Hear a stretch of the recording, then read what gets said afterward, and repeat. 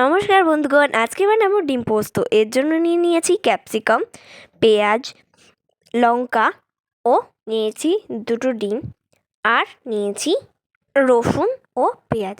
তো চলুন এই কটা উপকরণ দিয়ে আজকে বানানো যাক ডিম পোস্ত। তো এখানে ডিম দুটোকে আমি জলে সেদ্ধ দিয়ে দিয়েছি। এদিকে মিক্সিতে নিয়ে নিচ্ছি 4টে মতো কাজু, কিছুটা পোস্ত নিয়ে নেব। তো পোস্তও নিয়ে নিয়েছি, আর দেব নুন স্বাদ মতো, দিয়ে আমরা এটাকে ভালো করে ব্লেন্ড করে নেব জল দিয়ে। তো চলো এটাকে বন্ধ করে এখন জল দিয়ে ভালো করে ব্লেন্ড করে নিই। তো দেখতেই পাচ্ছ কতটা সুন্দরভাবে ব্লেন্ড করে নিয়েছি। আর এদিকে করে নিয়েছি একটা মশলা, এটার মধ্যে আছে টমেটো, আদা, রসুন ও পেঁয়াজ। সেটাকে জল দিয়ে আরও ভালো করে ব্লেন্ড করে নিয়েছি। ওকে, সুন্দরভাবে কিন্তু মশলাটা করে নিয়েছি। আর এদিকে ডিম দুটোকে নামিয়ে কেটে নিয়েছি মাঝখান থেকে। তোমরা কিন্তু অনেক ডিম দিয়ে করতে পারো। তো এখানে আমরা কড়াইটা কিন্তু বসিয়ে দিয়েছি গ্যাসটাকে জেলে। এখন আমরা ডিমের মধ্যে দিয়ে দেব পরিমাণ মতন হলুদ ও পরিমাণ মতন নুন, দিয়ে আমরা ভালো করে এগুলোকে মাখিয়ে নেব। তো ভালো করে এগুলোকে মাখিয়ে কড়াইতে সর্ষের তেল গরম হতে দেবো। তেল গরম হয়ে গেলে এর ভেতরে আমরা একটা একটা করে ডিমগুলোকে ছেড়ে দেবো। তো তেলটা কিন্তু গরম হয়ে গেছে, এখন আমরা ডিমগুলোকে কিন্তু একটা একটা করে ছেড়ে দিয়েছি। আর ডিমগুলোও কিন্তু লাল লাল করে ভাজা হয়ে গেছে। এখন ডিমগুলোকে তুলে নিয়েছি। আর এখন কড়াইতে আমরা দিয়ে দেব পেঁয়াজ। তো যেই পেঁয়াজগুলো কাটা ছিল সেই পেঁয়াজ দিয়ে দিয়েছি। আর এখন পেঁয়াজটাকে আমরা দিয়ে দিলাম, দিয়ে ভালো করে আমরা এখন নাড়িয়ে নিচ্ছি। এখন আমরা দিয়ে দেবো ক্যাপসিকাম। তো ক্যাপসিকামগুলোও কিন্তু আমরা এখন দিয়ে দিচ্ছি। তো দেখো ক্যাপসিকামগুলো দিয়ে হালকা ভাজা হওয়ার পর এখন দিয়ে দিচ্ছি নুন দিয়ে ভালো করে এখন আমরা নেড়ে নিচ্ছি। নুন দিয়ে ভালো করে এখন আমাদের এটাকে নাড়তে হবে। নাড়তে নাড়তে হালকা লাল লাল ভাজা হয়ে গেলে মশলাটা দিয়ে দেবো, যেটা আমরা আগে থেকেই করে রেখেছিলাম, বাটা মশলাটা। তো দিয়ে এখন আমরা ভালো করে এটাকে নাড়িয়ে নিচ্ছি। তো দেখো কি সুন্দরভাবে কিন্তু কালার চলে এসেছে। এখন আমরা দিয়ে দেবো হলুদ দিয়ে আমরা ভালো করে এটাকে নাড়াবো।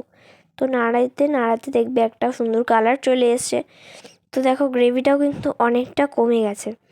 এখন আমরা এর ভেতর দিয়ে দেবো মশলা ধোয়া জল। তো সেই জলটা দিয়ে একটু গ্রেভি করে নেব। সেই গ্রেভিটাও কিন্তু একটুখানি শুকিয়েও এসছে।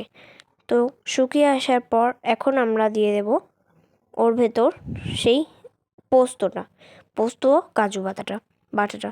তো দিয়ে এখন আমরা ভালো করে এটাকে নাড়াবো। তো নাড়াতে থাকবো। তো নাড়ানোর পর কিছুক্ষণ রেখে এখানে আমরা টক দইটাকে ভালো করে একটু জল দিয়ে ফেটিয়ে নিচ্ছি। হ্যাঁ, টক দইটাও আমরা কিন্তু এর ভেতর দেবো। আর দেখো কি পরিমাণে শুকিয়ে গেছে। এখন আমরা টক দইটা এর ভেতর দিয়ে দিচ্ছি, পরিমাণ মতো বুঝে তোমরা দিও। আমরা পরিমাণ মতো বুঝিয়ে দিয়েছি। আর দেখো খুব সুন্দর কিন্তু কালার চলে এসেছে একটা। আর এর ভেতরে আমরা দিয়ে দিচ্ছি এখন লঙ্কা আর জলের একটা টেক্সচার। ওই লঙ্কা জলটা দিয়ে ওর ভেতরে আমরা লঙ্কা ও জল দিয়ে মিক্স করেছি। ওই লঙ্কা জলটা দিয়ে এখন আমরা ভালো করে এগুলোকে কষিয়ে নিচ্ছি। দেখো কি সুন্দর কিন্তু কালার চলে এসেছে। আর এদিকে রয়েছে ডিমগুলো।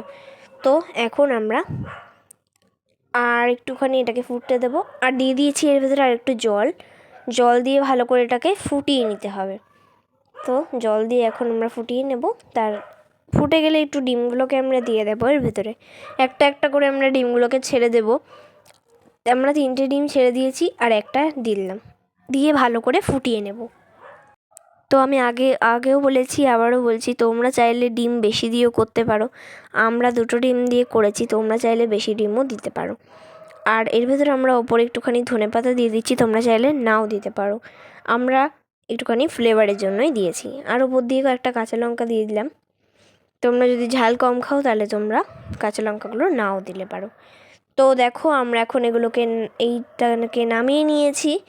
ওপর দিয়ে পেঁয়াজ দিয়ে দিয়েছি। কত সুন্দর দেখতে লাগছে, সত্যি এটা খেতে দারুণ হয়েছিল। ধন্যবাদ, ভালো থেকো।